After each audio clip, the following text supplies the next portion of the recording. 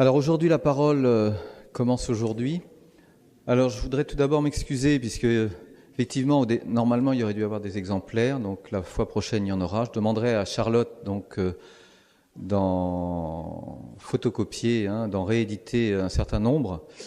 On en a édité 200, mais les 200 exemplaires sont partis. Donc j'espérais qu'il en reste au moins une cinquantaine pour la conférence. Alors, donc nous avons la joie d'accueillir aujourd'hui le Père de Villefranche qui va, pendant 5 séances, donc nous présenter l'Apocalypse de Saint Jean. Donc, merci à vous, Père. Je crois qu'un certain nombre d'entre vous le connaissent, puisque ce n'est pas la première fois qu'il vient à Notre-Dame de l'Assomption. Voilà, je vous laisse la parole. Voilà, merci, bonsoir. C'est un thème, l'Apocalypse, qu'on avait déjà, je crois, travaillé à une autre occasion, à Notre-Dame de l'Assomption. Alors, de fait, sur 5 séances réparties sur toute l'année, je souhaite qu'il y ait une sorte de fil rouge avec un certain nombre de dossiers. Et même, on s'arrangera pour ceux qui n'auront pas eu ce dossier ce soir, de pouvoir le récupérer quand même à un autre moment pour avoir un dossier complet. L'idée étant bien entendu que nous progressions tous, à commencer par moi, dans l'accueil de ce dernier livre de la Bible, mais une sorte de test de l'utilité de nos réunions, c'est que nous soyons tous à peu près capables non seulement d'avoir compris quelque chose, mais de faire comprendre à quelqu'un d'autre de quoi parle ce livre. Parce que l'Apocalypse, ça n'a l'air de rien, mais on en parle quand même assez souvent dans l'année liturgique, et c'est souvent l'occasion de botter en touche, mais c'est dommage, et il faut rendre compte de notre foi, surtout en ces temps où la culture biblique a quand même beaucoup baissé. Et donc, il faut la stimuler. Alors, je voudrais avec vous essayer une méthode qui est très simple, qui consiste à bien lire le texte de la Bible, c'est-à-dire à le lire lentement et surtout à le questionner. Il y a une locution française qui est trompeuse, c'est l'expression « parole d'évangile ». Quand on dit « c'est parole d'évangile », c'est comme ça et c'est pas autrement. Et vous sentez bien, il suffit de lire chaque dimanche en ce moment les paraboles de Saint Matthieu pour se rendre compte qu'une parabole, ça n'a pas simplement un seul sens, même si celui que le père de Mentière propose est certainement le meilleur. Il y en a certainement d'autres qui sont adaptés à chacune de nos situations. Et en gros, non, je me dis du mal du père de Mentière que quand il est là. Sinon, je n'oserais pas. Et c'est pas du mal que je dis, évidemment. Et il faut donc que nous soyons aptes à nous adapter à toutes les possibilités que le texte nous offre. N'oublions pas de manière très générale qu'à travers l'Écriture, c'est Dieu qui parle. Or, vous en conviendrez, Dieu est infiniment grand, infiniment parfait. Le problème, c'est qu'il s'exprime, heureusement pour nous, dans un langage humain. Que ce soit en hébreu, en grec, en latin, en français ou en turc, il faut bien que Dieu emprunte des langues humaines pour nous parler. Or, aucune langue ne peut dire parfaitement quelque chose. Il faut souvent répéter, comparer, prendre des images. Mais une langue, c'est très imparfait. D'ailleurs, vous vous souvenez que Dieu, dans sa bonté, à Babel, a multiplié les langues. On prend ça souvent pour une punition. Les Français pensent que la multiplicité des langues, autre que le français, c'est un méfait. Mais c'est dommage. La multiplicité des langues fait qu'on peut exprimer des choses profondes, importantes, mais en plusieurs modalités. Voyez, généralement aussi en plusieurs temps. Voyez, au fond, Dieu se répète tout le temps. Et Genèse 1, un récit de création. Genèse 2, un nouveau récit de création. On ne peut jamais, même Dieu, dire quelque chose en une seule fois.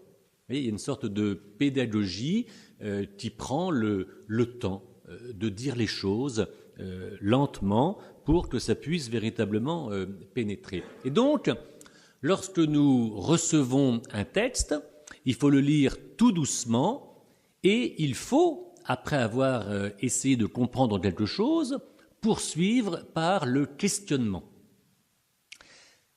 La méthode que je vous propose, car il y a une étape aujourd'hui, mais je voudrais que vous fassiez la même chose pour la fois prochaine, c'est donc de questionner le texte à partir de la version liturgique. Alors, je vous dis tout de suite comment je fais, c'est très facile à faire. On a ça maintenant sur Internet où on a toute la Bible à notre disposition et on peut faire du copier-coller sans voler le texte. C'est prévu. On peut toujours faire un don. Le site, c'est AELF, Association épiscopale pour la liturgie française. Et vous avez dessus la messe de tous les jours. Vous avez le bréviaire de tous les jours, la liturgie des heures, et vous avez la Bible complète. Et on peut faire du copier-coller, prendre un chapitre. Alors, je prends ce chapitre, si moi je le fais, tout le monde peut le faire, parce que je ne suis pas du tout doué dans ce domaine-là. Je prends le texte, je le copie sur un dossier, et je l'établis, pour ceux qui ont la feuille, je l'établis en petits segments. Vous voyez, on appelle ça, je crois, en syntagme. Vous voyez, en gros, sujet, verbe et complément. Vous voyez, première phrase, révélation de Jésus-Christ. Vous sentez, quand nous lisons la Bible dans nos Bibles habituelles, c'est comme tous les livres, ça va de gauche vers la droite et on fait des lignes. Du coup, on va un peu vite.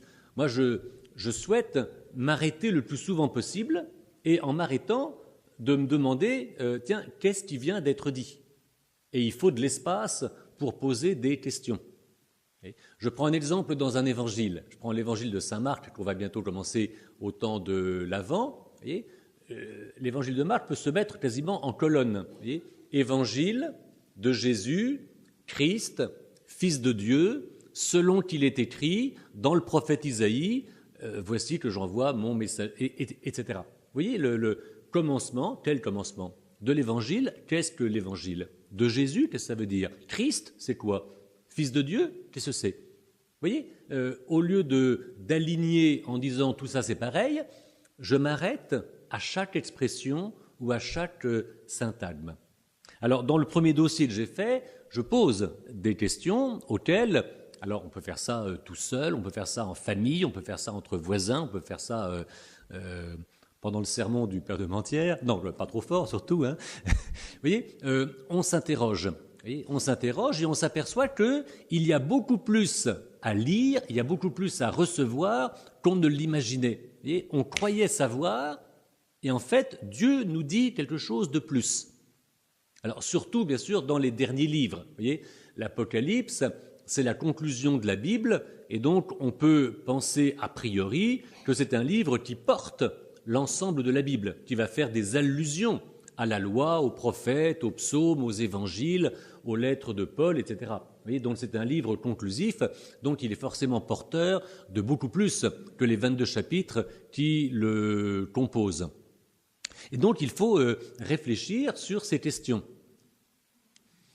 Mais ce que je proposerai pour la prochaine étape, je le dis tout de suite, j'y reviendrai à la fin, c'est de vous proposer une petite introduction, de vous proposer le texte. Alors je me charge, en fait je l'ai fait cet après-midi pour tout vous dire, ça prend une demi-heure, pour passer la ligne, c'est pas très compliqué, on peut corriger des trucs, donc de proposer le texte en petits syntagmes relativement courts, et de vous inviter pour la prochaine fois, non pas à répondre à des questions, mais à les poser. Vous voyez, de vous dire vous-même, tiens, voilà ces mots, qu'est-ce que je pourrais faire pour interroger ce texte et pour faire surgir un sens qu'a priori je ne connais pas. Vous voyez, comment faire fonctionner les mots et l'assemblage de ces mots.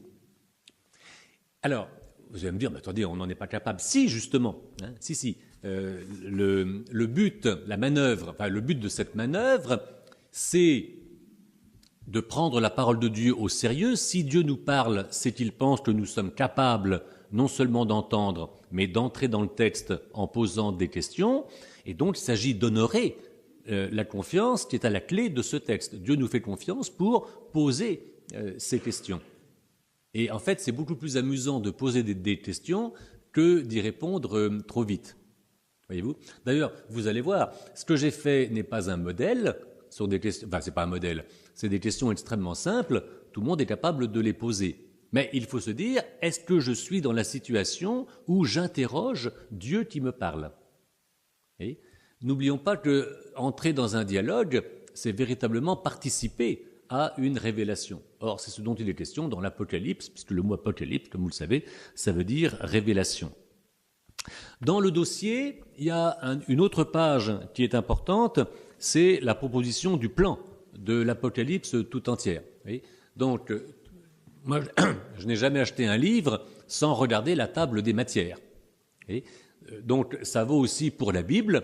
Alors, c'est plus ou moins facile et la plupart des Bibles proposent ou non des plans d'un livre. Il faut que le plan soit à peu près clair.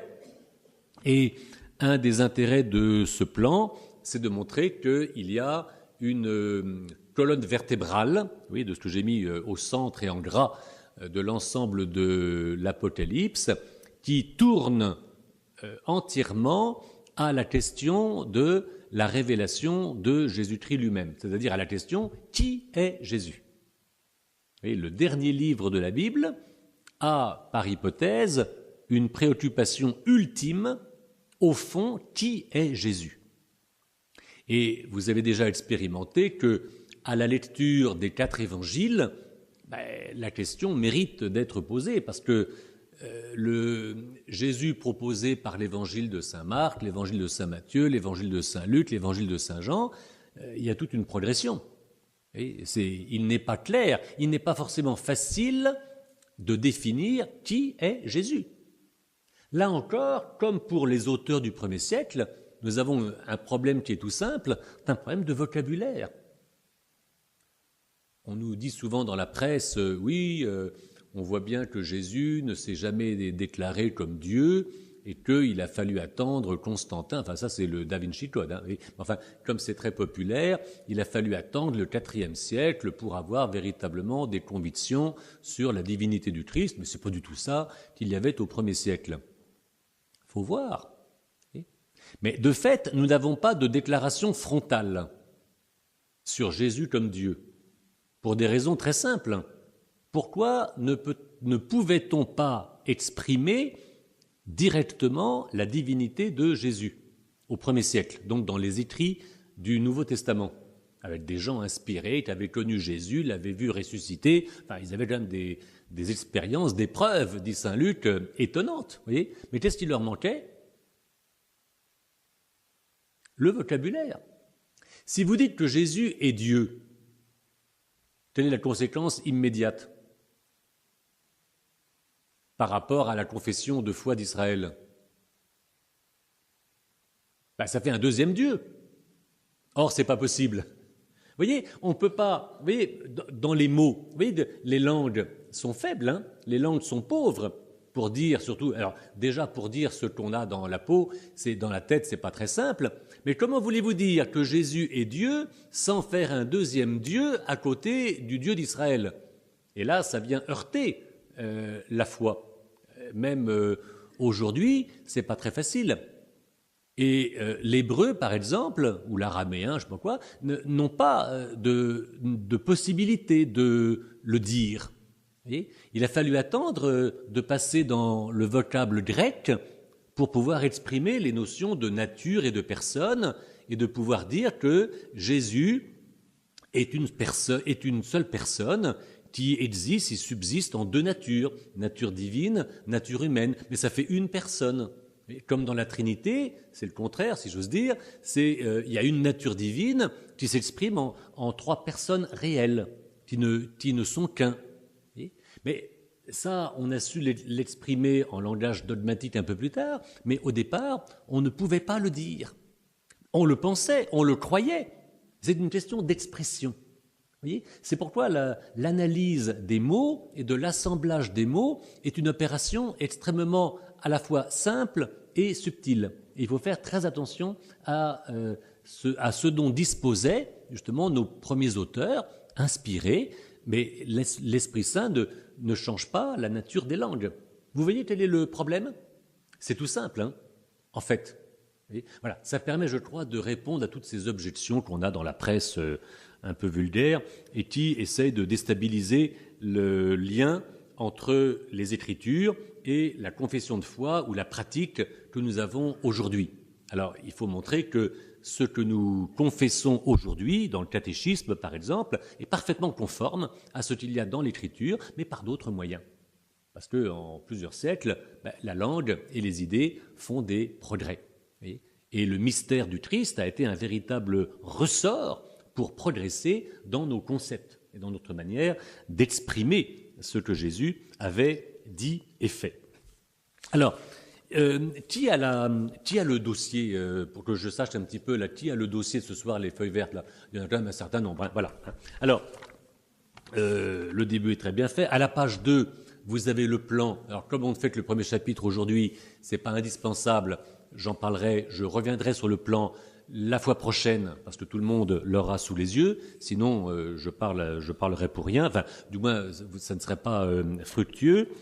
Les pages 3 et 4 et demi, c'est un petit commentaire général sur l'Apocalypse, et à la fin de la page 5, je commence alors oui, pour ceux qui ne l'ont pas, vous voyez, je montre le texte. Donc à gauche, on a donc le texte en petites unités, et puis à droite, je pose des questions que je mets en italique pour éviter de confondre le texte et les questions que je vous propose. Alors, on va faire tout simple, on va suivre au fur et à mesure, aujourd'hui, le chapitre 1er. Alors, moi j'ai posé des questions en même temps, il y a une question de place, je ne peux pas mettre 3 pages de questions, et donc les questions sont ouvertes. Une fois qu'on a posé et répondu à celles qui sont dans la feuille, on peut en poser d'autres. D'accord ? Alors, ne vous étonnez pas non plus si, étant donné la place conclusive déjà mentionnée du livre de l'Apocalypse, je vous invite à vous référer à d'autres moments de la Bible, aussi bien du Nouveau Testament que de l'Ancien Testament. Si en venant, vous avez une Bible de travail, si j'ose dire, que vous lisez plus ou moins habituellement, c'est vrai que apportez-la, ou bien reprenez-la après le temps qui suit nos soirées du jeudi. Donc, premier mot, première phrase, premier syntagme. Alors, le mot syntagme, ça fait un peu prétentieux, hein, donc c'est un assemblage de mots, hein, c'est tout simple. Hein. Donc, nous dit révélation de Jésus-Christ. Hein. Alors, le mot apocalypse, en français, est une transcription du mot grec. Et si vous avez une Bible anglaise, ou si vous lisez un commentaire anglais de l'Apocalypse, on va vous parler de la Revelation. Oui, l'abrégé du titre Apocalypse, en français c'est AP, et en anglais c'est RE. Oui, eux n'ont pas transcrit Apocalypsis, oui, mais ils ont traduit. Donc c'est tout simplement révélation de Jésus-Christ. Révélation, ça veut dire qu'il y a quelque chose qu'on ne connaissait pas qui a été transmis. Précisons, quelque chose qu'on ne connaissait pas, non pas parce qu'on n'avait pas été voir, parce qu'on ne pouvait pas le connaître. Vous voyez, il y a une sorte de saut qualitatif. Vous voyez, là encore, on sait par ce qui précède dans les évangiles. Pensez par exemple au début de Saint Luc. Qui parle de Jésus dans les premiers chapitres de Saint Luc? Mais qui parle de Jésus dans les premiers chapitres de Saint Luc, hein? Alors on a, si je vous dis les titres, ça dit la chose, hein, mais vous les connaissez par cœur. Des anges, vous voyez, l'ange Gabriel. Non, c'est facile un ange, hein, c'est facile. Vous voyez, l'ange c'est lui, vous voyez, parce qu'il voit Dieu. Bon, qui d'autre inspire les différents personnages? Le Saint-Esprit.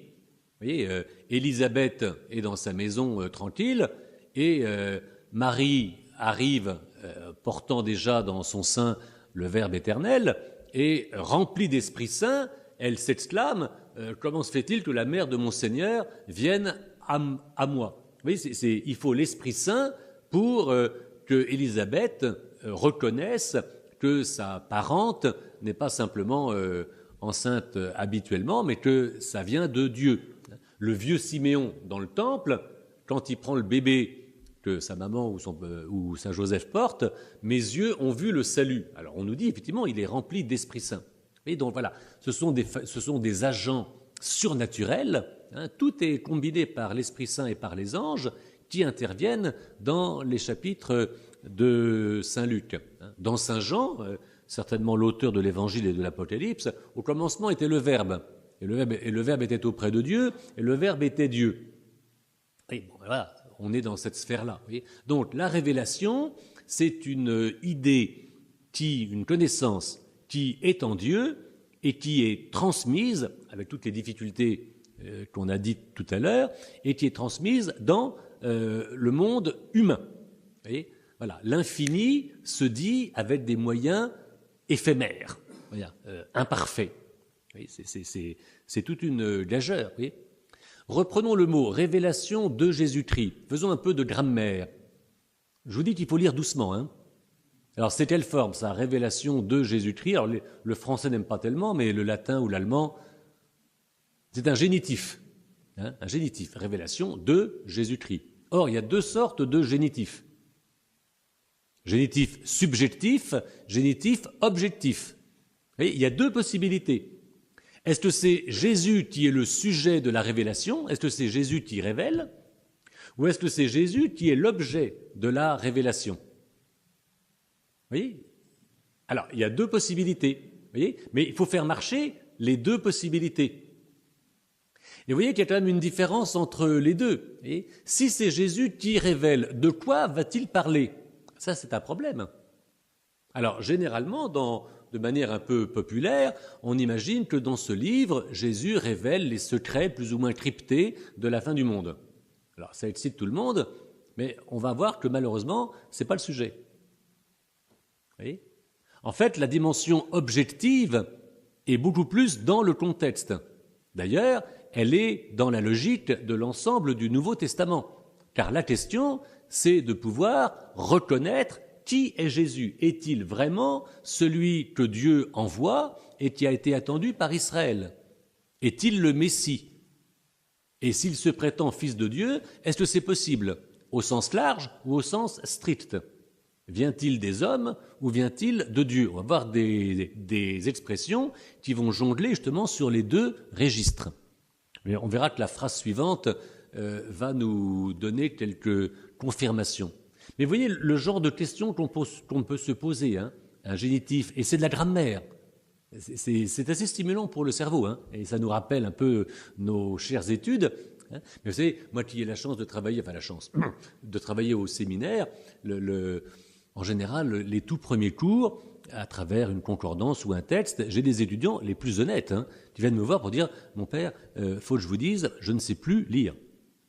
Je ne sais plus analyser un sujet, un verbe, un complément. » Ah oui, ils ont fait, je sais pas, quelquefois d'autres études ou d'autres métiers, et ils ne savent plus ce qu'est un pronom personnel. Quelquefois, le masculin, le féminin, le singulier, le pluriel échappent un peu à leur concept. Et pour bien lire, il faut se poser ce genre de questions. Puisque Dieu emploie une langue, eh ben, il faut devenir un peu compétent en langue. Voilà, vous voyez, c'est le genre de lenteur et de détails auxquels il faut faire attention. Alors, révélation de Jésus-Christ, alors on pourrait dire apocalypse de Jésus-Christ, avons-nous des équivalents? Vous voyez, un des dangers par rapport à la littérature apocalyptique, c'est de penser que c'est un genre littéraire totalement différent de ce qu'il y aurait dans les autres livres de la Bible, Ancien ou Nouveau Testament. On en ferait un peu ce qu'on appellerait le canard dans la couvée des poussins. Vous voyez, donc c'est un livre complètement spécial, on aime bien le reste, mais ça, vraiment, ça n'a rien à voir. Ça, c'est une erreur. Hein, c'est une erreur parce qu'il y a des scènes avec un vocabulaire et un style apocalyptique dans les évangiles que nous connaissons bien. Quelles sont les grandes scènes où nous avons des révélations de Jésus-Christ dans l'évangile? Le baptême, oui, voilà. Le baptême, c'est une scène. Alors, on fête ça au mois de janvier, hein, après Noël, et c'est une scène totalement apocalyptique, avec un vocabulaire un peu extravagant. Vous voyez, Jésus est avec le peuple d'Israël, qui se fait baptiser par Jean-Baptiste, qui annonce plus ou moins la fin du monde. Et au moment où il est baptisé, alors le ciel s'ouvre. Une grande lumière jaillit et la voix de Dieu se fait entendre. Celui-ci est mon fils bien-aimé. Vous voyez ?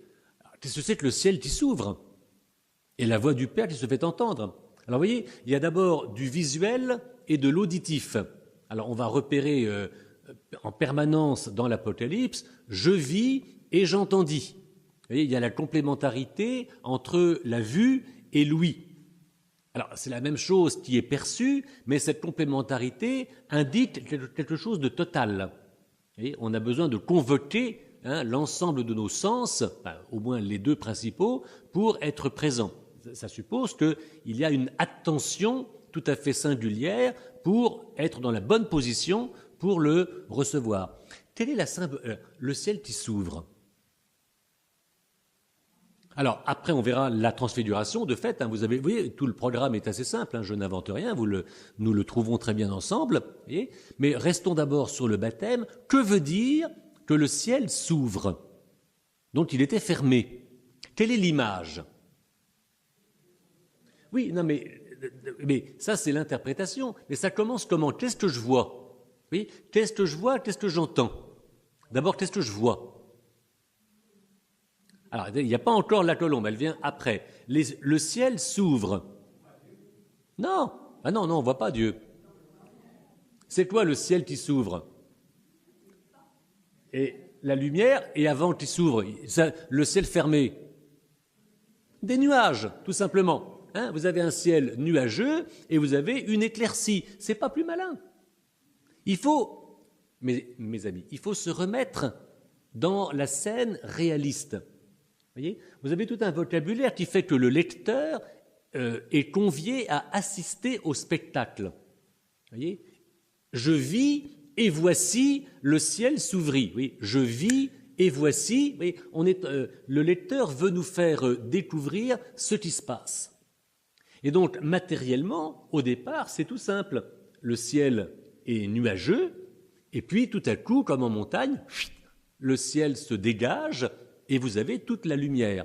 Mais au lieu d'éclairer simplement les montagnes, ça éclaire une situation, ça va éclairer quelqu'un. Vous voyez, on passe d'un signifiant naturel à un signifié surnaturel. Mais les deux sont importants. Ça, c'est l'importance du symbole, qui passe par des signes. Mais ces signes sont concrets.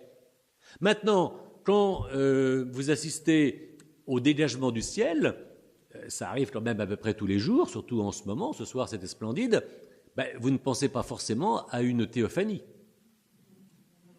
Et cependant, quand vous voyez un arc-en-ciel, même si on sait le phénomène, ça peut vous faire penser au signe après le déluge de l'alliance que Dieu a conclue avec l'humanité tout entière, dans Genèse au chapitre 9. Vous voyez, il faut faire fonctionner les symboles avec plusieurs niveaux. Le niveau le plus simple et le niveau le plus sublime. Et c'est l'articulation des deux qui est intéressant. Alors oui, ça commence très simplement, le ciel s'ouvre. Alors maintenant, le symbole du ciel fermé, le nuage, oui, le ciel est couvert, pluvieux, symbolique théologique. Alors la ténèbre, c'est-à-dire, oui, alors c'est pareil, quand la nuit tombe, vous voyez, quand la nuit tombe, il y a un symbole tous les soirs, si on y pense. L'absence de Dieu. Mais la nuit, l'absence de Dieu. Quand il fait noir, les enfants ont peur. Vous voyez, la lumière, ouf, cela recommence. On est rassuré. Vous voyez, alors, la terre, avec l'humanité, tout en haut, il y a Dieu. Entre les deux, il y a des nuages. Ça veut dire que le courant est coupé. Vous voyez, l'alliance entre Dieu et son peuple a été rompue. L'alliance de Moïse, d'Abraham, de David, vous voyez, l'alliance a été rompue. Pourquoi? Qu'est-ce qui a cassé l'alliance entre Dieu et son peuple? Les péchés. Voilà. Vous voyez, voilà. Les nuages sont Les nuages, encore une fois, que je regarde tous les jours, si nous entrons dans la mentalité biblique, voyez, c'est une symbolique qui nous rappelle que nous sommes dans un monde pécheur. Et l'éclaircie nous rappelle que Dieu pardonne le péché et offre une planche de salut. Alors, c'est Jésus qui est éclairé par la lumière, d'abord celle du soleil, voyez, et la voix de Dieu se fait entendre, c'est mon fils. Voyez. Pourquoi faut-il que Dieu parle ? Dans quelle situation, à ce moment du baptême, Jésus se trouve-t-il ? Elle est paradoxale, hein ? Le baptême de Jean. Qui est concerné par le baptême de Jean ? Les pécheurs. Est-ce que Jésus a besoin d'être baptisé ? Qu'est-ce qu'il fait là ? Vous voyez, pourquoi Jésus veut-il être baptisé ? Même que dans Saint Matthieu, Jean-Baptiste lui dit « non, pas maintenant, pas toi, laisse faire, c'est moi qui commande. » Vous voyez ? Qu'est-ce que Jésus exprime en venant avec les pécheurs qui se font baptiser par Jean ? Il prend le péché, c'est la solidarité. Il est vraiment homme. Vous voyez, c'est la manière pour les évangiles de montrer que Jésus est vraiment homme, y compris une humanité marquée par le péché. D'ailleurs, Jésus, qui est sans péché, va quand même mourir, alors qu'il est sans péché. C'est quand même bizarre. À ce moment-là, le ciel s'ouvre et Dieu dit « c'est mon fils ». Attendez, le gars qui est avec les pécheurs, oui, c'est mon fils. Celui qui est éternellement Dieu, il est vraiment homme. C'est pas facile à dire. Vous voyez, dans le catéchisme, Jésus, une seule personne, oui, en nature humaine et en nature divine, vous voyez, dans les concepts, c'est clair. Dans l'évangile, on a d'autres moyens pour le dire. C'est la même chose, mais on a d'autres moyens. Et on prend un vocabulaire apocalyptique pour articuler une réalité humaine, une réalité divine. Parce qu'en théorie, c'est pas très simple d'être à la fois Dieu et homme. Vous voyez ? Alors, oui, ça c'est le... Et donc, avec le paradoxe, l'homme qui est avec les pécheurs, c'est vraiment le Fils de Dieu. Ce n'est pas des natures comme ça théoriques, ce sont des natures réelles, vous voyez, concrètes. Bon. Alors, la transfiguration, vous voyez, c'est la même chose, qu'on fait donc le 6 août, ou le deuxième dimanche de Carême. Voyez. Alors, de nouveau, alors oui, phénomène apocalyptique, lumière, blanc comme neige, blanc comme on n'a jamais vu du blanc, persil ou bonux, etc. Voyez. Donc, on n'avait jamais vu ça. Il fut métamorphosé, il devint autre, voyez, dit Saint Luc. Et puis, de nouveau, la voix du Père se fait entendre. Voyez. Pareil qu'au baptême, celui-ci est mon fils bien-aimé. Ah, qu'est-ce que Jésus vient de dire avant la transfiguration ? Juste avant la transfiguration, avant que Jésus ne soit transfiguré, qu'a-t-il dit pour la première fois à ses apôtres qui ne comprennent rien ? Non, il ne dit pas le Fils de Dieu, il dit, je vais mourir, je vais être rejeté, je vais être crucifié, on va me cracher dessus. Et c'est à ce moment-là que la voix de Dieu dit, c'est mon fils. Écoutez-le. L'homme qui dit qu'il va être crucifié, rejeté par les autorités, oui, c'est mon fils. Vous voyez, il y a toujours le paradoxe. Vous voyez, une révélation qui vient de Dieu avec des phénomènes extraordinaires pour attirer notre attention, ça vient parce que l'objet qui nous est communiqué était inimaginable. On ne peut pas s'habituer. Enfin, moi, je ne veux pas m'habituer à l'idée que Dieu qui se fait homme se retrouve sur une croix. C'est quand même fort de café. Vous voyez, il faut s'étonner de ce que Dieu révèle. Vous voyez, tout ça pour bien manifester une double solidarité. Jésus est totalement du côté des hommes, pécheurs, et totalement du côté de Dieu. Voilà, c'est ce qu'on appelle chez nous le mystère. Vous voyez, mais ce mystère doit être exprimé, doit être reconnu. Quels sont les enjeux ? Et après avoir raconté ça dans les évangiles, après que Paul, Pierre, Jacques aient déjà dit des choses là-dessus, on avait bien besoin encore d'un livre un peu extraordinaire pour compléter le tableau et rassembler toutes les connaissances dont nous avons besoin pour vivre d'une vie nouvelle. Et c'est pour ça que la révélation, l'Apocalypse de Jésus-Christ concerne véritablement son Fils. Il en est d'abord l'objet.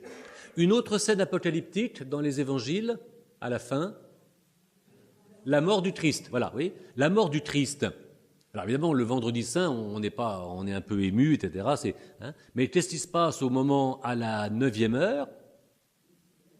Ah, le ciel disparaît, ténèbres à 3 heures de l'après-midi, la terre tremble. Vous voyez, qu'est-ce que ça veut dire? Vous voyez? Alors la ténèbre, on l'a déjà vu.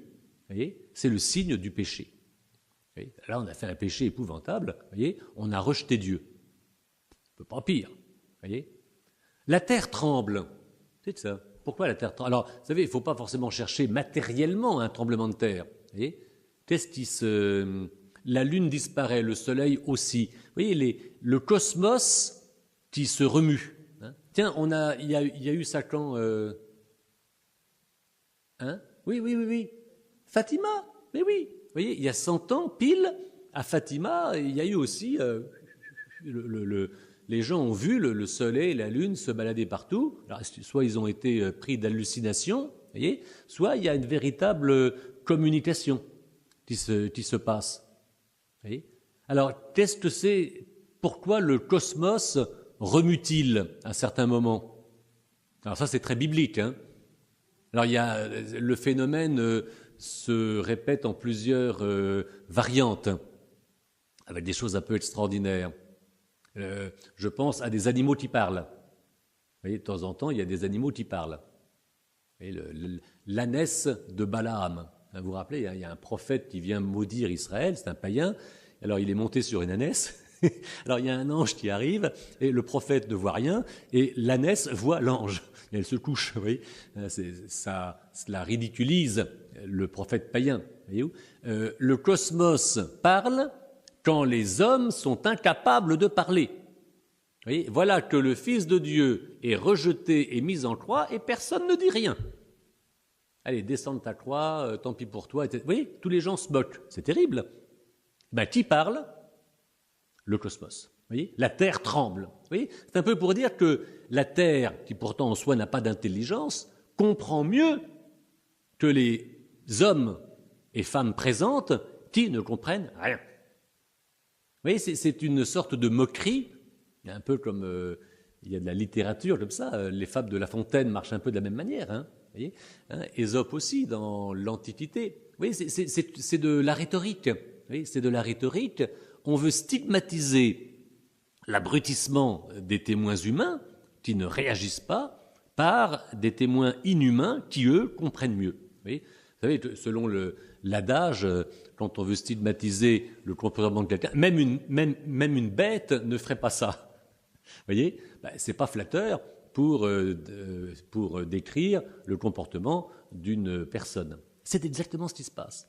Alors vous voyez, le vocabulaire de l'Apocalypse est un vocabulaire qui fonctionne principalement au plan de la symbolique. Et à la fin du chapitre 1er, vous voyez, on va décrypter tout ça. Par exemple, vous voyez, je prends à la fin du chapitre 1er, vous voyez, c'est le verset 20. Vous voyez, quant au mystère des 7 étoiles que tu as vues dans ma main droite, et le mystère des 7 chandeliers d'or, 2 points. Les 7 étoiles sont des anges, des églises, et les 7 chandeliers sont les églises. Vous voyez, les étoiles sont des anges. D'accord? Enfin, c'est ce que le texte dit. Hein. Alors, quand on va avoir, je prépare déjà la fois suivante, quand on va avoir des étoiles qui tombent, c'est pas forcément des étoiles, des planètes ou des étoiles qui vont s'effondrer sur la Terre, ou des météorites, tout ce que vous voulez. Là, il y a toujours des gens qui annoncent pour 2019 un choc, la fin du monde, avec une étoile qui va bousculer la Terre. Des étoiles qui tombent, ce sont des anges qui tombent. Et qu'est-ce que c'est qu'un ange qui tombe? C'est un démon. Oui, c'est un démon. C'est Lucifer. Alors on s'interrogera sur les démons. Pourquoi Lucifer s'est-il révolté contre Dieu? Oui, bon, ça sera la question de la fois prochaine sur les. Mais vous voyez, le décryptage n'est pas quelque chose d'initiatique. On en a des références dans les autres écrits de la Bible. Et quand ce n'est pas dans les autres écrits, c'est dans la Bible elle-même. L'Apocalypse dit les étoiles sont des anges, les chandeliers sont les églises. Vous voyez, donc le décryptage est parfaitement repérable. Et il ne faut pas se dire, oh là là, c'est quelque chose d'initiatique et seuls les sages et les savants peuvent dire quelque chose. Vous voyez, donc voilà la révélation de Jésus-Christ qui porte forcément sur sa double condition. Comment Jésus est-il un en deux conditions? Là, je prends le mot, et je ne prends pas le mot du dogme, du catéchisme, je prends un mot de saint Paul. Jésus de condition divine n'a pas renoncé à être dans la condition d'un serviteur, jusqu'à la mort. Voilà, la condition de Jésus qui est l'équivalent de sa personne. Voilà, vous voyez, alors j'avais expliqué le sens de ce titre, Révélation de Jésus-Christ. Alors ça suppose un peu de... Voilà. Mais c'est le début, le début est forcément un peu lourd, il faut s'entraîner, puis une fois qu'on est parti, on est parti. Alors, révélation que Dieu lui a donnée pour montrer à ses serviteurs. Alors, Dieu, comme sujet, bon, ça va aller. Dieu lui a confié. Quel est l'antécédent de lui? À ma gauche, si j'ose dire, proposition Jean. Vous voyez, parce que on pourrait dire, Dieu lui a confié, ça pourrait être Jésus. Vous voyez, le dernier sujet. Alors, qu'est-ce qui peut valider votre hypothèse que c'est Jean dont il est question? C'est le titre du livre, Apocalypse de Saint Jean. Vous voyez, en fait, on a un double titre, mais le premier n'est pas dans le texte. Apocalypse de Jean, donc écrite par Jean, révélation de Jésus-Christ, Dieu la lui montra, à qui? À Jean. Voilà, c'est Jean qui est l'instrument de Dieu pour faire passer la connaissance de Jésus, non seulement à quelques-uns, mais à une multitude. Alors pas à n'importe qui, pour montrer à ses serviteurs. Là, je pourrais poser une question. Qu'est-ce qu'un serviteur? Qu'est-ce que désigne la condition de serviteur dans ce contexte? Vous voyez, la question du serviteur. Alors, oui, mais alors, comment, qu'est-ce qui nous caractérise tous, chacun, comme étant le serviteur et la servante de Dieu? La foi, très bien. On peut développer la foi, on pourrait dire l'espérance et la charité, la générosité, la disponibilité. Qui a dit je suis la servante du Seigneur? Vous voyez, c'est voilà. Ça veut dire aussi donc entrer en communication, entrer en disponibilité avec une proposition qui vient de Dieu. Au fait, avant de dire je suis la servante du Seigneur, qu'est-ce que Marie a dit avant? Oui, mais alors, juste avant de dire Amen, elle a posé une question. Comment cela se fera-t-il? Car je ne connais pas d'homme. Vous voyez l'idée que Marie, Notre-Dame de l'Assomption, s'il vous plaît, ça ne vaut pas Notre-Dame de Paris, enfin quand même, chacun son truc, pardon. Marie qui est vraiment la modèle de la foi, de la générosité, de la charité, de la disponibilité, elle a posé une question. Pourquoi? Parce que ce qui lui arrivait n'était jamais arrivé. Dieu s'était jamais incarné dans le sein d'une femme. Vous voyez? Zacharie, lui, que sa femme soit stérile et ensuite qu'elle ait un enfant, c'est arrivé 30 fois dans la Bible. Donc il ne fallait pas poser de questions. Mais Marie, elle pose une question parce que c'était la première fois. Vous voyez que poser des questions, c'est très légitime. Pour la fois suivante, si vous aurez votre texte, si vous n'osez pas poser des questions, vous invoquez Marie et puis elle vous donnera de bonnes idées. Moi, je vois ça avec les séminaristes de première année. Et même ceux de prépa, là, de la maison Saint-Augustin, je les ai depuis 30 ans. Vous voyez, alors je commence à connaître un peu c'est la 29e, je crois, génération que j'ai. Et alors, en toute première année, ils n'osent pas, par exemple, écrire sur leur Bible. Moi, ma Bible est pleine de griffonnage, de mots, de couleurs, etc. Ils mettent 6 mois. Ah non, c'est parole de Dieu, je ne touche pas. Il faut toucher.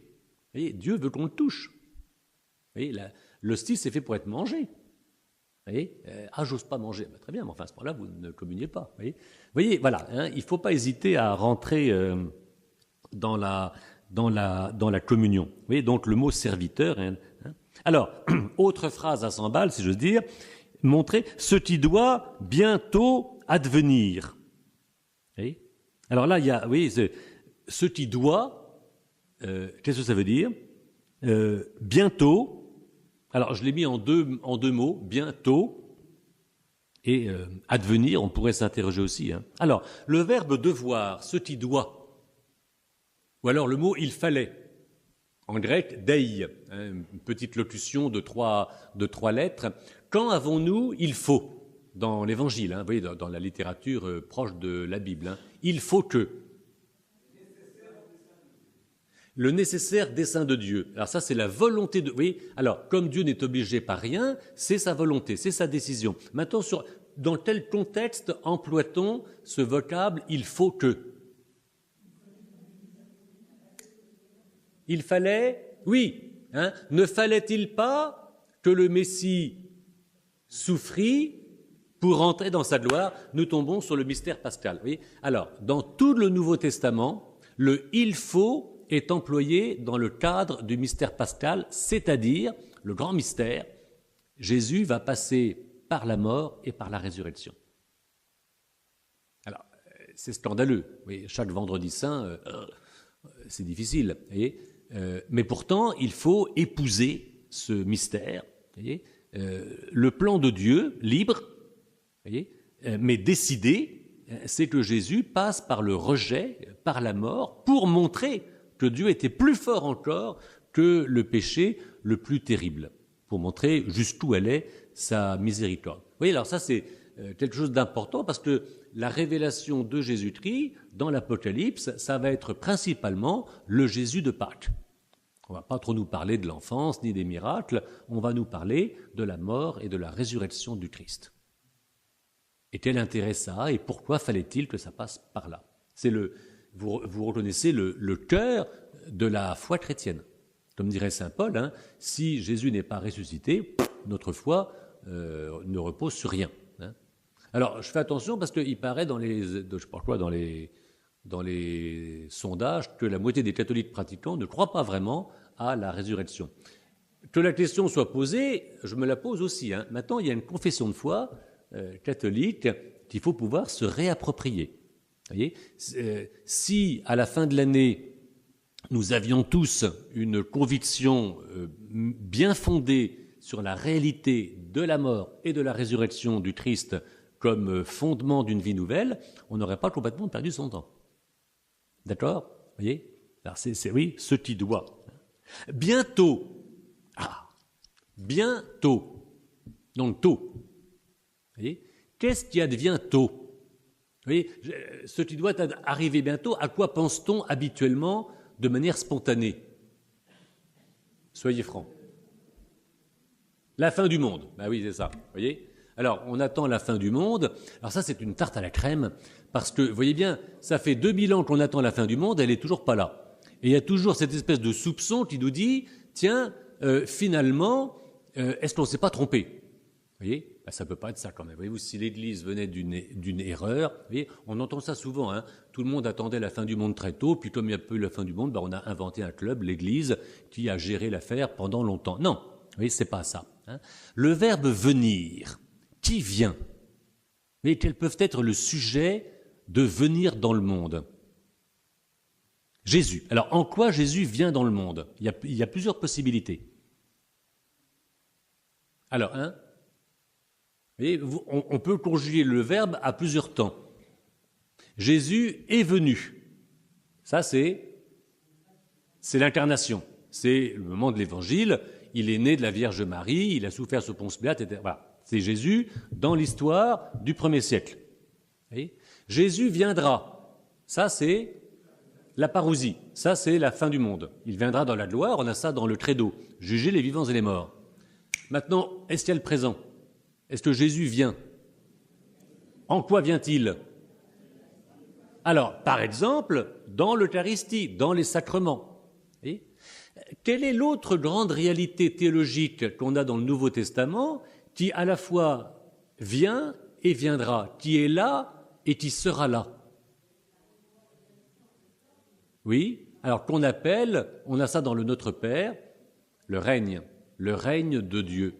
Vous vous rappelez, hein, le règne de Dieu vient, d'ailleurs on demande que ton règne vienne, ça veut dire qu'il n'est pas encore tout à fait là, et en même temps Jésus dira à certains moments, le règne de Dieu, mais c'était dans l'évangile d'aujourd'hui, le règne de Dieu vient de vous atteindre. Et en quoi le règne de Dieu, c'est-à-dire Dieu, est-il présent? En quoi est-il futur? On a les deux. Alors, c'est vrai que l'organisme sacramentel représente une venue présente. Et dans chaque Eucharistie, dans chaque absolution, dans chaque baptême, nous avons une venue de Jésus. Alors, dans l'Apocalypse, vous voyez, révélation de Jésus-Christ. Alors, c'est une révélation à propos de Jésus. C'est certainement pas sur son enfance qui est dans l'histoire circonscrite dans le passé.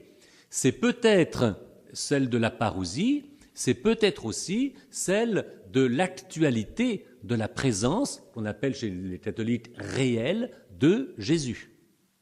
Et on nous dit que dans le tabernacle, on parle de présence réelle. Vous voyez, Jésus est vraiment présent.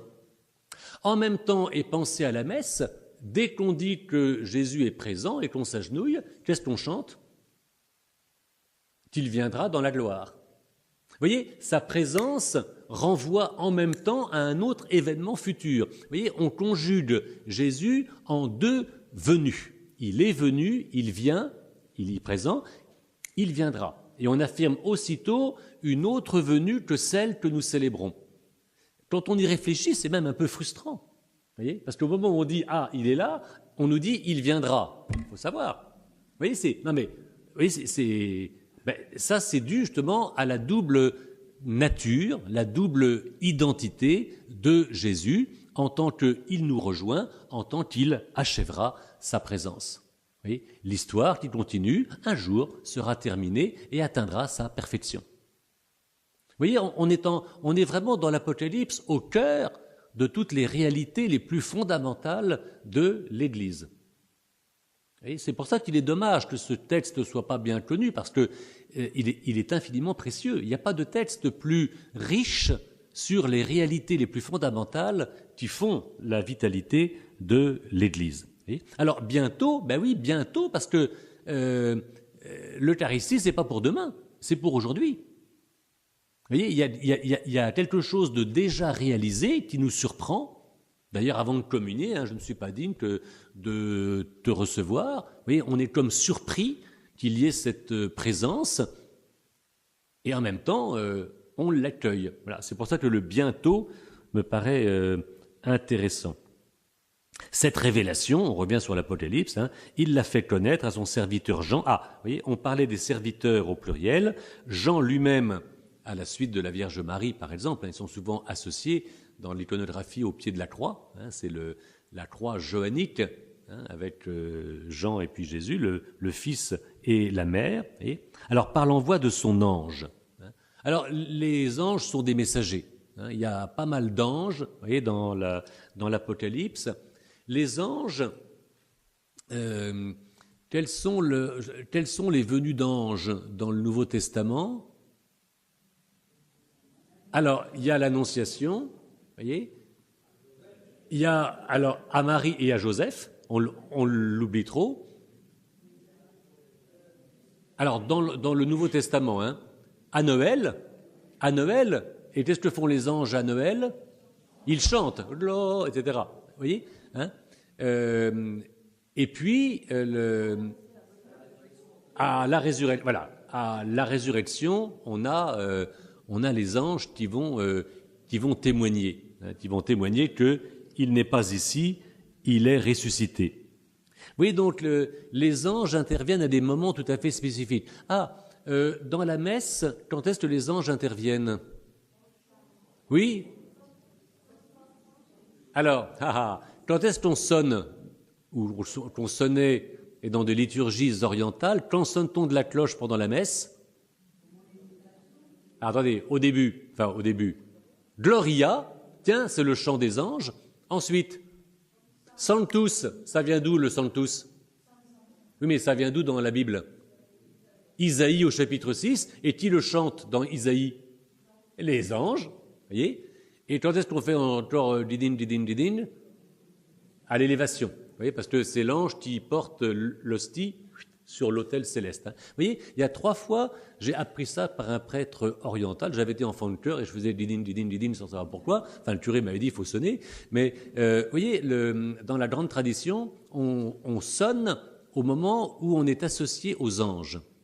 Mais nous retrouvons ça dans la célébration eucharistique. Vous voyez, et à des moments où il y a un lien entre la terre et le ciel. C'est pas banal. C'est pas banal. Vous voyez, encore une fois, à la messe, on n'est pas simplement sur terre. À la messe, on touche quelque chose de définitif et qui est céleste. C'est impressionnant, hein. Mais moi, je suis le premier à l'oublier, si vous voulez. Hein. Comme dit le curé d'Ars, hein, si on pensait à ce qui se passe, on tomberait raide mort. Enfin, de temps en temps, il faut quand même essayer de réfléchir à ce qu'on fait. Vous voyez, c'est un peu le but de nos études, c'est de revenir à l'essentiel. Jean atteste... Bon, on n'a fait qu'un seul verset, hein, vous voyez, on va pas trop vite. Hein. Jean atteste, on verra l'idée de témoignage, hein, comme parole de Dieu. Ah oui, c'est pas simplement une parole des hommes, c'est bien Jean qui écrit, mais il est inspiré. On verra un détail tout à l'heure. Hein. Et témoignage, on reprend le mot témoignage, de Jésus-Christ, tout ce qu'il a vu. Alors vous voyez, j'avais mis relier ce qui est souligné, et voir une parole dont on est témoin. Vous voyez, là encore, il y a du visuel, je vois quelque chose. Il y a de l'auditif, j'entends un message. Vous voyez, il y a un geste et une explication. Vous voyez, et ça devient le témoignage d'une autre réalité. Voilà, hein, par des paroles humaines et par des gestes humains, une réalité divine va nous être communiquée. Voilà, c'est comme ça que ça fonctionne. Le 3e verset qui conclut une première partie, « Bienheureux celui qui lit ». Alors, bienheureux, une béatitude, comme dans le Sermon sur la montagne, dans Saint Luc aussi. Quel est le livre biblique qui commence par une béatitude de l'Ancien Testament ? Au chapitre 1, au chapitre 2, les psaumes. Hein. Le premier psaume commence par « Bienheureux l'homme », bienheureux n'importe quelle personne. Vous voyez, c'est génial, hein, un livre de prière qui commence par une béatitude. Et c'est l'Ancien Testament. Hein, voilà. Bienheureux l'homme. Alors, bienheureux ici, celui qui lit, heureux ceux qui écoutent les paroles de la prophétie. Alors, d'abord, une béatitude. Comment ça marche, une béatitude ? Qu'est-ce que c'est que cette idée ? Parce que moi, j'aime mieux dire bienheureux, parce que dans mon enfance, il y avait un Fernand Reynaud, heureux. Vous voyez, alors ça me fait toujours marrer, mais c'était pas malin. Hein. Enfin, c'était pas malin, c'était drôle. Mais alors, j'aime mieux dire bienheureux qu'heureux. Qu'est-ce que c'est que cette annonce de béatitude de la part de Dieu ou de Jésus ou du psautier ? Qu'est-ce qu'on pourrait trouver comme... Parce que béatitude, ça, je pourrais dire c'est un macarisme. Vous voyez, c'est le mot grec. Hein. Avec ça, on va pas loin. Vous voyez. Comment on pourrait dire dans un français compréhensible, si vous devez expliquer ça à un voisin qui va pas forcément à la messe, quel autre mot on pourrait trouver comme synonyme ? Oui, béni. Oui, voilà, une bénédiction. Oui, un bonheur. Hein, vous savez, on va dire, oh, c'est bonheur. Hein, voilà, hein, voilà, une bénédiction. Hein, dire une bonne parole. Vous voyez, c'est intéressant pour Dieu. Hein. Dieu nous bénit et pour nous rendre bienheureux, hein, pour nous rendre capables à notre tour de bénir, de bien faire et de bien dire. Ah, c'est tout un programme. Hein. Alors, celui qui lit et ceux qui écoutent, ça vous rappelle quoi, ça ? La messe, très bien. Bah oui, tout simplement. Moi, c'est mon opinion. Vous voyez, oui, telle circonstance. Vous voyez, la parole de Dieu. Bon, on a tous des Bibles. Bon, est-ce qu'on la lit à la maison ? Je ne sais pas. Hein. Maintenant, on a les ordinateurs aussi. Mais c'est vrai que le meilleur endroit où on lit la Bible, ça reste la messe. Vous voyez, on se prépare, il y a tout un décorum, on fait un assemblage de textes, il y a un commentaire qui peut être très intéressant. Et ensuite, on répond par le credo, et puis après, on va manger cette parole. C'est génial, hein, on l'écoute, et après, par la communion, on la mange, parce qu'il y a une identification entre Jésus qui parle et Jésus qui est dans le pain de vie. Et donc, on mange la parole. Oui, donc, elle entre à l'intérieur, non seulement par les oreilles, l'intelligence, mais aussi par la réalité. quand on y pense, hein. C'est génial. Et en ce sens, on peut dire qu'à chaque messe, le menu change. Vous voyez, enfin, c'est un menu sur 3 ans. Vous voyez, donc chaque dimanche, on mange un Jésus particulier, hein, qui a dit telle parole d'évangile. Vous voyez, voilà. Bienheureux celui qui lit, bienheureux ceux qui écoutent. Je crois que c'est la parole de Dieu qui est reliée à la présence réelle du Christ dans l'Eucharistie. Vous voyez, c'est pour ça que dans les temps anciens, vous vous rappelez, hein, pour que la messe soit valide, il fallait arriver à l'offertoire. On pouvait louper la liturgie de la parole. Alors ça marche plus, hein, vous voyez, mais c'est normal. Vous voyez, parce qu'il y a un lien entre l'hostie et la lecture.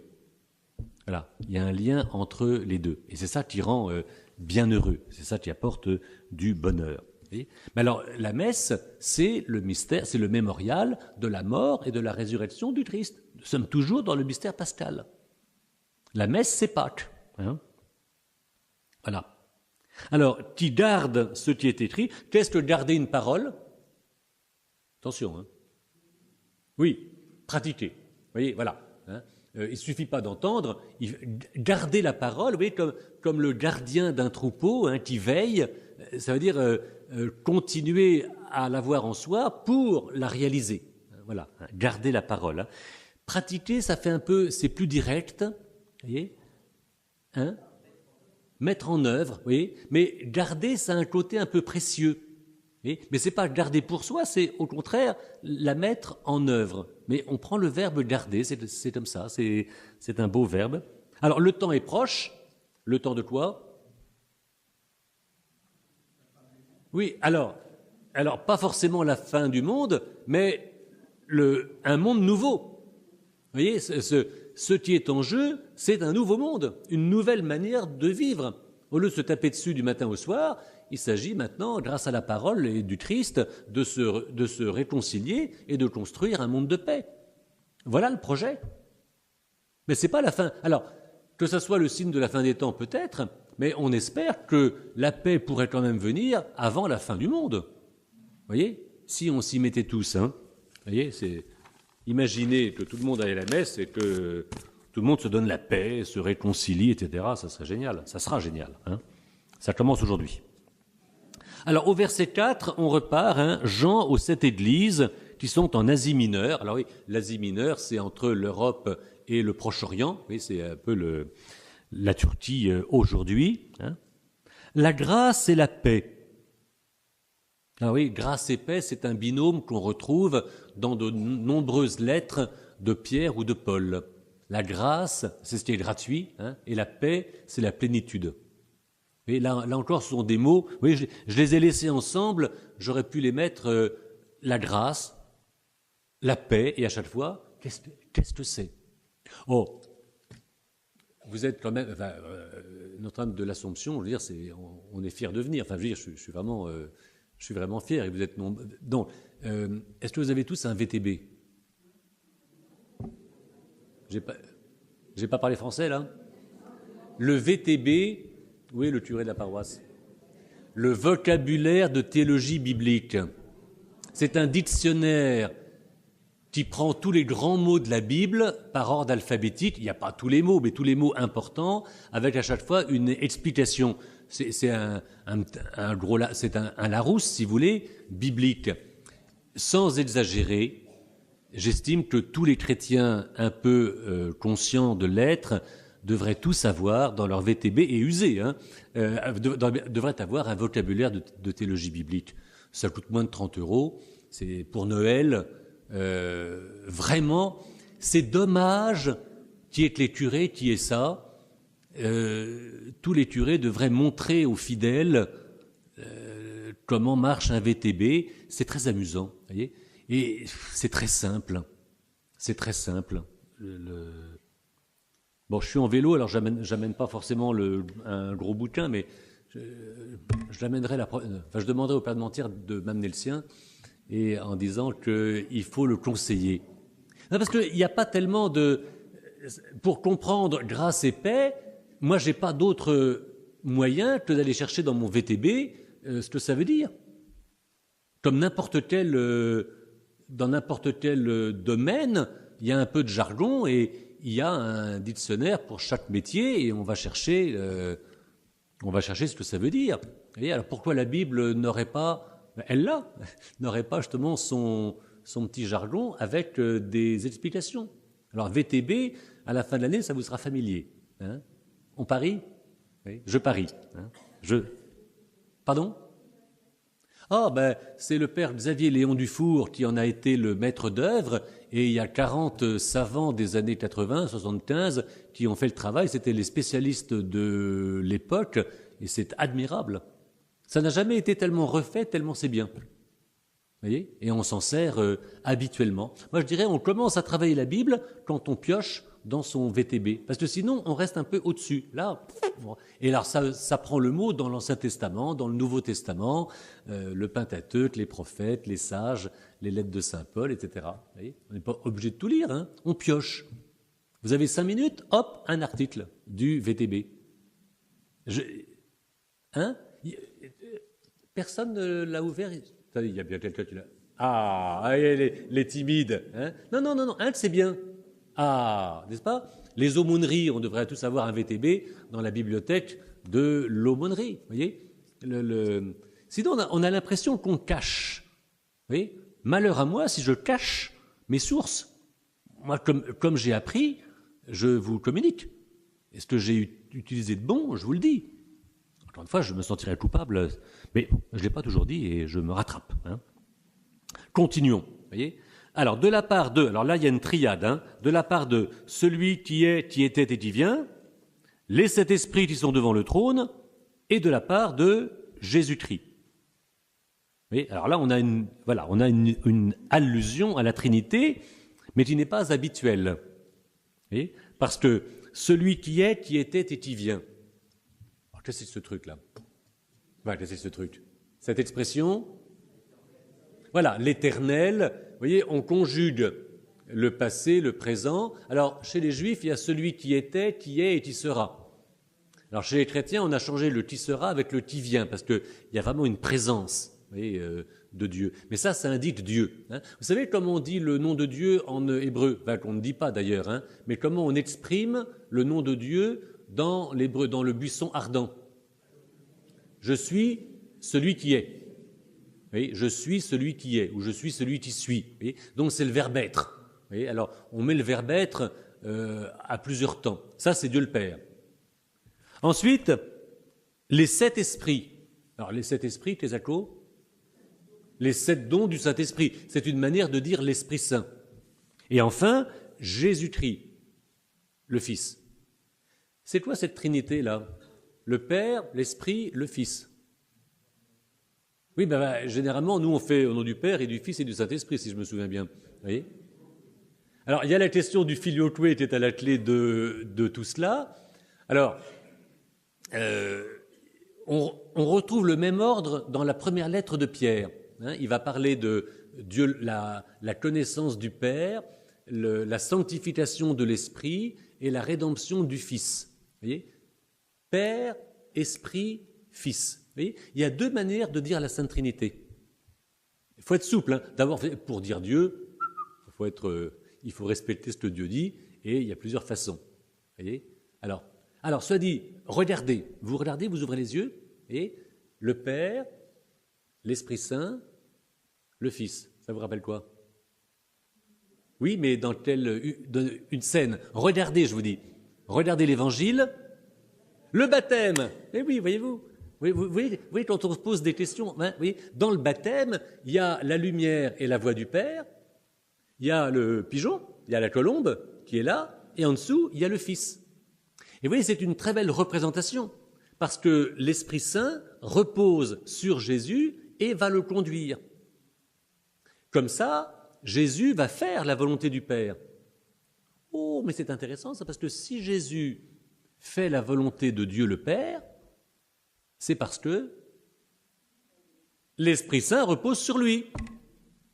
Sinon, il ne pourrait pas.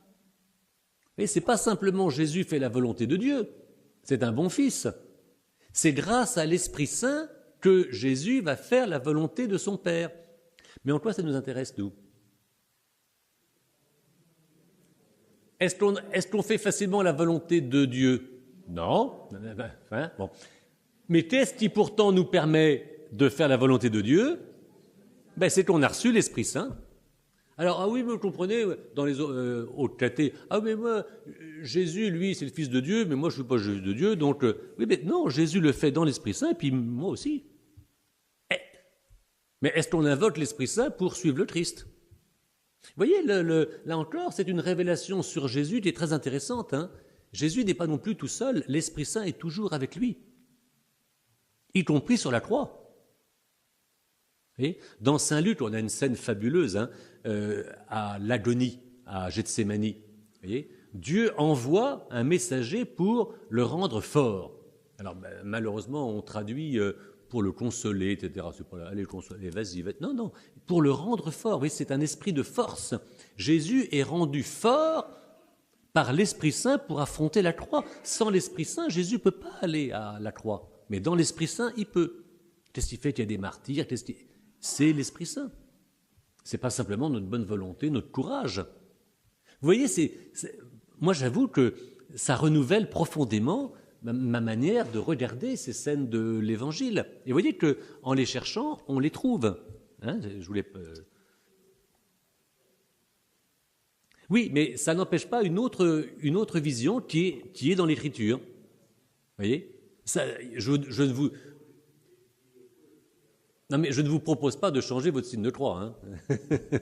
Mais je veux simplement dire que dans l'Évangile, on a bien cette idée que l'Esprit Saint repose sur Jésus, envoyé par le Père.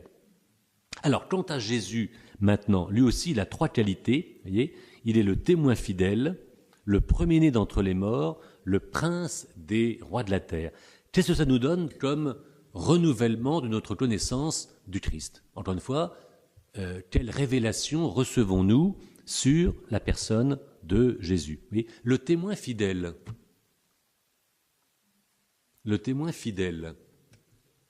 Vous voyez, alors, il est témoin de Dieu, il est témoin de la vertu, il est le témoin de la patience, il est le témoin de la miséricorde. Vous voyez, on pourrait aligner, trouvez-moi 10 choses dont Jésus est le témoin. Et de quoi Jésus témoigne-t-il? Parce qu'on n'en parle pas beaucoup dans les évangiles. Est-ce qu'on fait l'éloge du Christ dans les évangiles? Non, on ne dit même pas qu'il est beau. Non mais c'est vrai, je veux dire, on ne le décrit pas, et on ne dit pas il est formidable, il est génial. Non, c'est d'une discrétion terrible. C'est à nous de refaire un peu tout le portrait, témoin fidèle. Mais de quoi témoigne-t-il? Alors, oui, qui m'a vu a vu le Père, donc quelquefois on dit, tiens, on sait rien sur Dieu, regardez le Christ, regardons le Christ, et on verra Dieu. Voilà, Dieu est miséricorde, Dieu est, etc. Fidèle, oui, alors c'est un mot, alors on veut pas un petit peu de grammaire grecque, oui, pistos, en grec, oui, d'accord, fidèle, mais aussi crédible. Vous voyez, là encore, oui, fidèle, c'est la version subjective du mot, crédible, c'est la version objective. Oui, le Christ est un témoin objectif, crédible. Vous voyez, par exemple, ses miracles, bien sûr, mais aussi sa patience, sa miséricorde, oui, sa fidélité devient un signe de crédibilité. Cela dit, nous aussi, nous sommes invités non seulement à être fidèles, mais à être crédibles comme témoins. Oui. Je dis souvent ça dans les mariages, moi. Vous voyez, la fidélité conjugale, c'est aussi la crédibilité conjugale. Ben oui, il faut qu'un mari soit un bon mari, il faut qu'une épouse soit une bonne épouse. Vous voyez, il faut, oui, c'est trop facile de dire soyez fidèles, soyez crédibles l'un devant l'autre. Ça ouvre un espace, voyez-vous. Jésus s'est montré crédible. Vous voyez, c'était voilà la question de la crédibilité. Alors, le premier-né d'entre les morts. Ça vise quoi, ça, le premier-né d'entre les morts? La résurrection, vous voyez.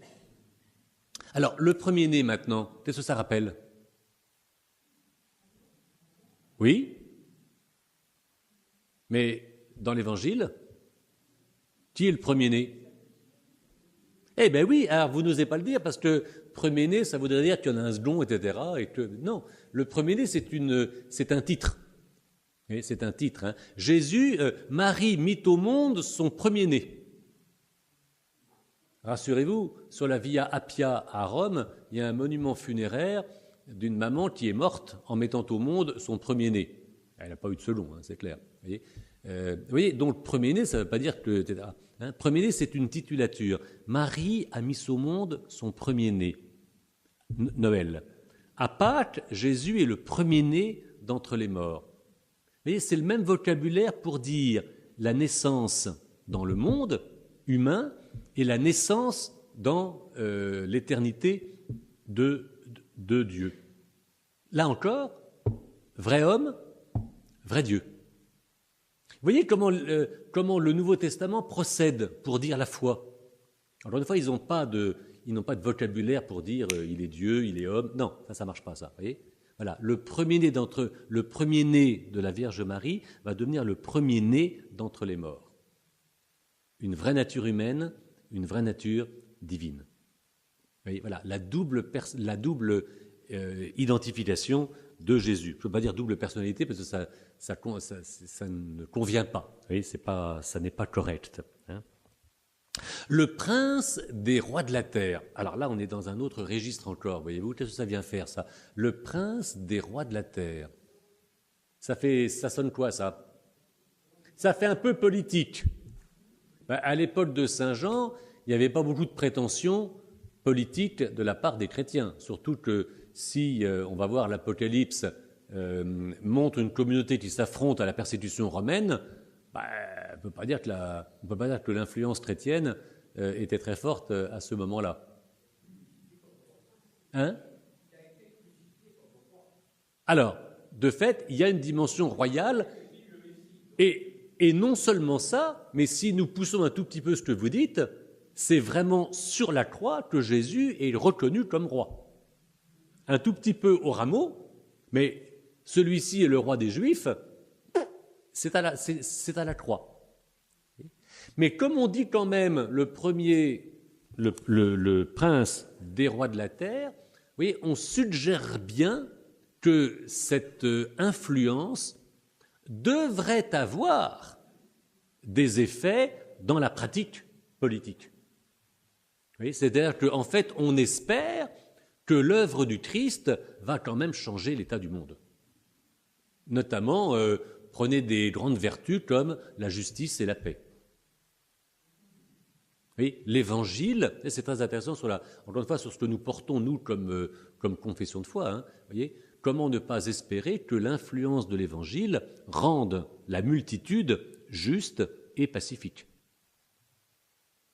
Vous voyez, que le pardon soit répandu, que la miséricorde soit pratiquée, etc. etc.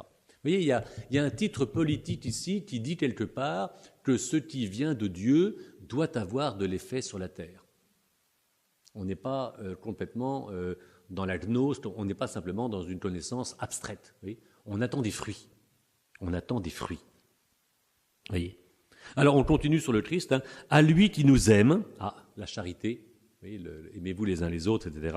Hein. Ayant aimé les siens, il nous aima jusqu'au bout. Hein, Jean 13, au moment de la Passion. Qui nous a délivrés de nos péchés par son sang. Vous voyez, on dit bien que le mystère pascal a un effet rédempteur. Qui a fait de nous un royaume et des prêtres pour son Dieu et Père. Ah oui, un royaume et des prêtres. Hein. Ça, alors, qu'est-ce que c'est que ce royaume et ses prêtres ? De manière générale, c'est le baptême. Voilà, c'est le baptême. Hein. Le baptême fait de tous les disciples des personnalités qui sont en communion avec Dieu. Et donc, un royaume, oui, le règne de Dieu est déjà là, notamment dans les sacrements. Et quand les baptisés célèbrent la messe, ils sont au top de leur identité. C'est vrai qu'à la messe, tout est beau, tout est prêt, on est prêt à tout. On se convertit, on est prêt à changer, on a des tas de bonnes idées. Alors après, est-ce qu'on met en pratique ? Pas assez, mais vous voyez, on vient à la messe pour chercher justement à établir, vous voyez, le règne de Dieu parmi nous. Et il y a un sacerdoce baptismal, c'est-à-dire qu'on est capable de recevoir la grâce de Dieu et de lui répondre. Alors, on fait un peu de liturgie. Oui, à lui la gloire et la souveraineté pour les siècles des siècles. Amen. Tiens, on disait que celui qui lit, ceux qui écoutent, ça rappelle la messe. On a l'impression d'être dans une liturgie. Alors écoutez, on tâchera de revenir là-dessus. Et il y a un principe qu'on tâchera de développer. L'Apocalypse fait appel à la liturgie. On verra qu'il y a des cantiques. D'ailleurs, on tâchera de les chanter. Je vous amènerai des compositions et on les chantera entre nous. On a le droit. C'est un peu chapelle ici aussi, je vois. Hein, oui. Et en même temps, attention, toute liturgie est apocalyptique. Et dans chaque messe, il y a une révélation du Christ qui nous est proposée. Vous voyez, toute apocalypse a un lien avec la liturgie. Toute liturgie a un lien avec l'Apocalypse. Il y a une révélation dans chaque sacrement. Ça, c'est intéressant. Hein. Vous voyez, quand on va à la messe, on se dit, tiens, qu'est-ce qui a été révélé aujourd'hui? La présence du Christ, dans quoi, etc. Vous voyez, il vient sur les nuées, tout œil le verra. Ah, il vient sur les nuées, ça rappelle un texte de la Bible, de l'Ancien Testament. Voilà, Daniel, hein, le Fils de l'homme. Alors, le Fils de l'homme est une figure un peu mystérieuse qui à la fois descend du ciel sur la terre et monte de la terre vers le ciel pour rejoindre Dieu.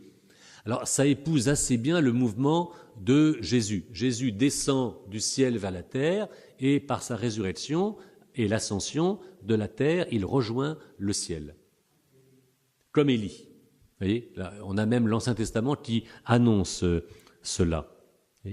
Il le verront ceux qui l'ont transpercé. Alors là, si vous avez des Bibles, comme on dit, catholiques, hein, donc qui ont des notes, là on vous donne quelques explications sur un oracle du prophète Zacharie. Vous voyez, sur la mémoire de celui sur le serviteur de Dieu qui a été transpercé. Alors lointainement, c'est le roi Josias dans l'Ancien Testament, un roi juste et bon qui est mort de manière tragique. Et ça a suscité une crise en Israël. Est-ce que c'est pas complètement absurde? Est-ce qu'on n'est pas en train de perdre son temps? Est-ce que c'est pas de la folie, tout ça? Et en fait, non. Et le prophète révèle qu'il y a une sagesse de Dieu qui est refusée par les hommes et qui pourtant devient féconde. Vous savez, est-ce que Jésus a échoué au calvaire ou bien est-il au contraire en train de manifester sa victoire?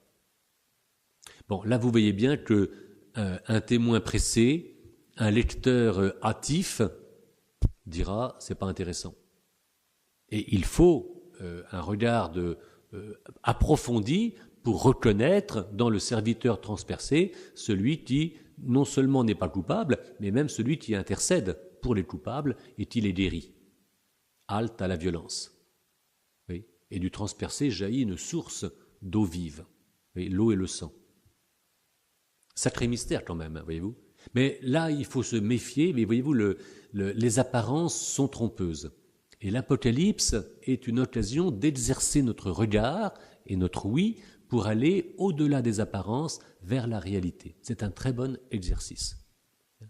Vous savez par ailleurs, pour vous distraire, que l'Apocalypse a été mise en musique, a été mise en tapisserie, a été mise en miniature, a été mise en bouquin, a été mise en bande dessinée, etc., de manière extraordinaire.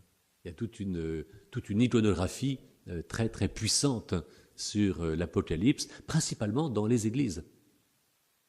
Vous voyez, dans les églises. Il y a des églises magnifiques de l'époque romane, c'est la Jérusalem céleste, etc. Bref. Alors, verset 8, « Moi je suis l'alpha et l'oméga, dit le Seigneur. » Oui, l'alpha et l'oméga, pourquoi l'alpha et l'oméga? Voilà, la totalité, le commencement, la fin. Alors, celui qui était et qui vient, vous voyez, pourquoi cette redite, vous voyez, le souverain de l'univers? Mais parce qu'on vient de dire que ce même Dieu, c'est celui qui a été crucifié, qui a été transpercé. Alors, on dit, mais c'est sérieux? Oui, c'est sérieux. Et on peut être Dieu et être rejeté par les pécheurs et transpercé sur une croix. Vous voyez? Aujourd'hui, nous avons la contestation islamique qui est très violente, qui est très forte, voyez, et qui, dans sa tradition, nie la mort du Christ sur une croix. Souvent, on se demande à quoi ça sert l'islam. Ça sert comme une provocation pour que nous réaffirmions notre foi complète. malgré les oppositions et toutes les réductions qui sont faites par les autres traditions. Donc, je crois qu'aujourd'hui, c'est un appel à être capable de confesser sa foi dans sa totalité. Oui, Dieu peut avoir un fils, oui, ce fils peut être tué par les pécheurs et pardonné en montrant sa résurrection. Voilà, ça c'est le cœur de la foi. Il faut que nous portions ça avec fierté. Alors, verset 10. Je fus saisi en esprit. Qu'est-ce que c'est que ça ? Je fus saisi en esprit. S'il y en a qui ont une Bible de Jérusalem, ils ont traduit. Oh, mais pire, je fus en extase. Je tombais en extase. Ah, c'est vraiment pas ça, voyez-vous ? Parce que l'extase, par définition, elle est extatique. Voyez, donc on n'est pas responsable de soi. Là, au contraire, je fus saisi par l'Esprit. Est-ce que quelqu'un a déjà été saisi par l'Esprit ? Ah oui, bien, levez tous la main, s'il vous plaît. Mais nous sommes tous sans qu'on s'en rende compte, heureusement, mais nous sommes tous saisis par le Saint-Esprit. Heureusement, quand on prie, on est saisi par l'Esprit. Quand on fait du bien, c'est grâce à l'Esprit Saint. L'Esprit Saint souffle tout le temps. On ne s'en rend pas compte. Et c'est comme en vélo, quand le vent souffle dans le dos. Oh, je suis en forme aujourd'hui. Puis quand on se retourne, en fait, on était poussé par le vent, mais on ne le savait pas. Vous voyez, nous sommes, mais l'esprit vient à l'intérieur. Faut se rendre compte, mes amis, que beaucoup plus que nous ne l'imaginons, l'Esprit Saint vient nous animer. Et on peut lui dire merci. Mais ce n'est pas de l'extase. Il ne faut pas que l'idée d'être dans l'esprit soit quelque chose d'extraordinaire.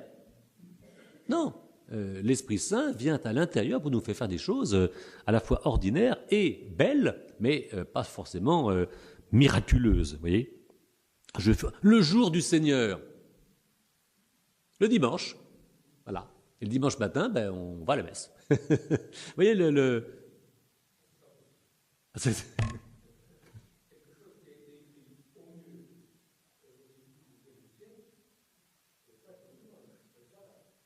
Mais non, dès le début de l'époque apostolique, dans les Actes des Apôtres, les fidèles, les apôtres vont au temple le samedi et célèbrent la fraction du pain le jour du Seigneur, le dimanche. Le dimanche, le premier jour de la semaine, dans le monde juif, car le dimanche, c'est le premier jour de la semaine dans le calendrier juif, c'est pas le 7e jour. Le 7e jour, c'est le sabbat. Le premier jour, c'est le dimanche. Et le jour de la résurrection du Christ, c'est le jour de la fraction du pain.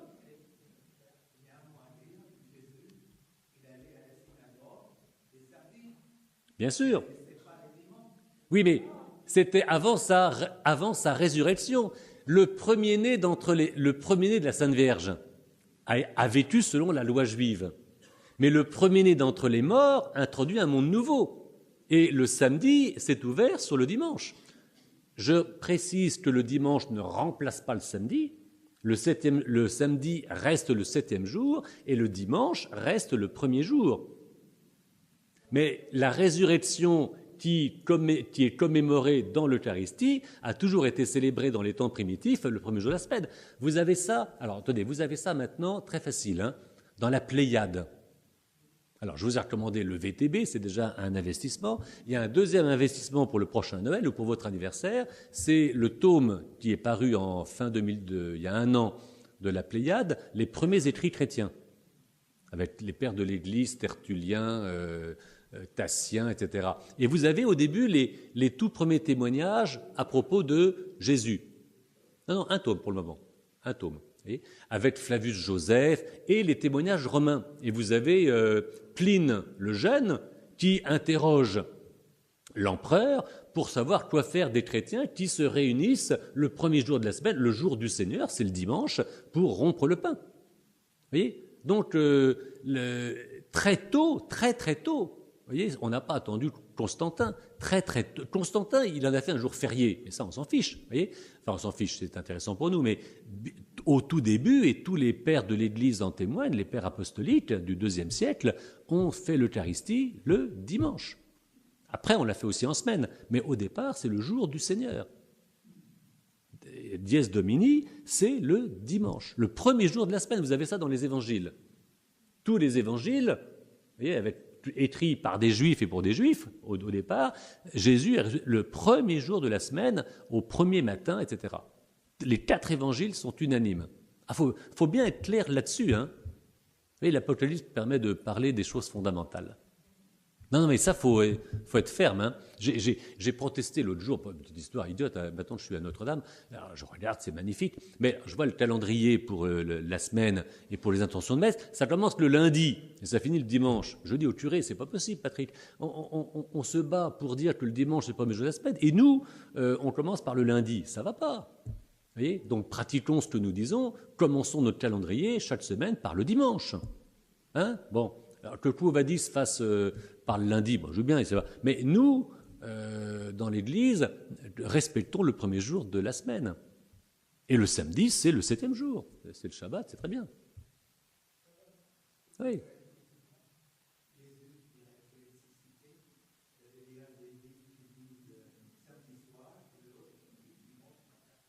Oui, ben, il n'y avait pas de témoin. Hein. Non, mais si Dieu travaille, justement. Enfin bon, on va pas. Oui, mais Dieu achève la création le samedi. Et n'oubliez pas que le dimanche commence le samedi soir. Donc ça, la première messe du dimanche, c'est le samedi soir. Hein. Donc c'est pas là le problème. Vous voyez, ce que je veux dire, c'est que le jour du Seigneur, c'est le jour où on commémore la résurrection de Jésus. Encore une fois, c'est le cœur de la foi catholique. Donc ça, il faut qu'on soit sérieux là-dessus et qu'on ait des convictions sur les premiers. C'est pas nous qui inventons ça aujourd'hui, c'est une chaîne de témoignages qui remonte sur les premiers témoins du Christ. Alors, c'est fini. Attends, une dernière chose. Vous voyez, j'entendis derrière moi une voix forte, comme une trompette. Je me retournais. Qu'est-ce que ce détail? Vous voyez, je vais expliquer ces mouvements. Vous voyez, je me retournais, m'étant retourné. Oui. Oui. Et qu'est-ce que ce deuxième retournement? C'est une conversion. Vous voyez, voilà. Vous voyez, alors, soyons clairs, pour entrer dans l'intelligence de ce que dit l'Apocalypse, il nous faut, mes amis, et c'est notre demande pour conclure ce soir, il nous faut un esprit de conversion. Vous voyez, c'est un monde nouveau qui est en train de naître. Il faut se disposer. Ça ne vient pas tout seul. Et comme disait Sainte Thérèse de l'Enfant Jésus, je crois parce que je veux croire. Oui, il y a un effort de volonté. Alors, je maintiens ma proposition. Si ça ne marche pas, je reviendrai sur la première proposition. Mais c'est-à-dire que si vous revenez, pour le 7 décembre, moi, ça sera prêt avant la fin du mois, donc vous avez du temps de travailler. Je propose un petit dossier comme ça, donc que vous pourrez prendre, que vous pouvez travailler chez vous. Vous revenez le 7 décembre si vous voulez, mais l'essentiel, c'est de le travailler. Mais je propose que dans le texte, en petit syntagme sur la colonne de gauche, vous puissiez vous-même poser vos questions. Par écrit, vous mettez sur votre feuille, vous y répondez aussi. Prenez votre VTB, ou vous piquez celui de M. le curé, vous regardez un peu comment ça fonctionne, et on fait la synthèse la soirée du 7 décembre. Si vous m'expliquez à l'unanimité que ça ne marche pas, vous n'avez pas osé, je veux bien refaire une proposition, mais je serai au futur intéressé par le fait que vous soyez véritablement entré très simplement et très fructueusement dans les interrogations par rapport. Parce que poser une question, c'est déjà entrer dans un chemin de réponse. Vous voyez ? Mais si je pose des questions moi-même, c'est pas vos questions, ce sont les miennes. Donc j'aimerais que vos questions apparaissent. Il n'y a pas de corriger, rassurez-vous, on ne met pas de notes. Mais c'est de l'apprentissage. Je crois que ça vaut la peine et ça fera une année active. Bon, on termine par un chant à la Sainte Vierge ? Pardon. Mais vous la poserez après parce qu'il est très petite.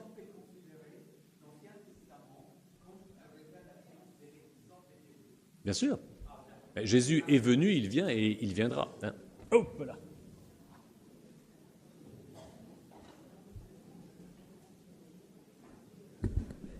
Voilà, donc confions-nous à la Sainte Vierge Marie, la servante du Seigneur, pour entrer nous aussi au service de la révélation de Jésus-Christ, car le monde attend de connaître le Christ, attend de connaître ce message de conversion et de paix pour que la justice règne dans ce monde et que la réconciliation soit réalisée entre tous.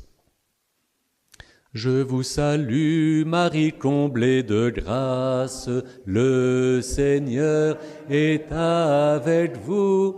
Vous êtes bénie entre toutes les femmes, et Jésus, votre enfant, est béni. Sainte Marie, Mère de Dieu, priez